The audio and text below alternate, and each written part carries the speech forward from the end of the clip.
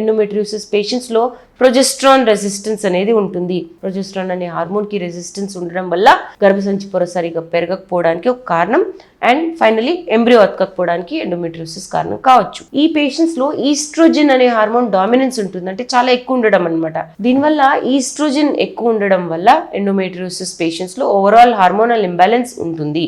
ఇదిలా ఉండగా embryo implantation అంటే ఎండోమెట్రియల్ రిసెప్టివిటీ బాగుండదు పేషెంట్స్ లో. ఎండోమెట్రియోసిస్ వల్ల ఎండోమెట్రియం లో వాతావరణం బాగుండకపోవడానికి ఎంబ్రియో అతకడానికి స్ట్రాంగ్ కోరిలేషన్ ఉంది. అంటే అక్కడ ఎండోమెట్రియోసిస్ ఎక్కువ ఉంది అనుకోండి, ఓవరాల్ గా బాడీలో ఎండోమెట్రియోసిస్ ఉన్నప్పుడు హార్మోనల్ సిగ్నలింగ్ బాగుండకపోవడానికి ఒక కారణం ఎండోమెట్రియోసిస్. దీనివల్ల ఎంబ్రియో అతకపోవడం అనేది జరుగుతుంది అండ్ ఇన్ఫర్టిలిటీ అవ్వచ్చు. ఈ ప్రాసెస్, ఈ ఎంబ్రియో అతకడము, గర్భసంచి పొరలో దూరి ఇంప్లాంట్ అవ్వడం అనేది చాలా ఇంపార్టెంట్. ఈ ప్రాసెస్ ని డెసిడలైజేషన్ అంటారు. ఎండోమెట్రియోసిస్ పేషెంట్స్ లో ఇది కూడా సరిగా పనిచేయకపోవడం, దీనివల్ల ప్రెగ్నెన్సీ రాకపోవడం అనేది జరుగుతుంది.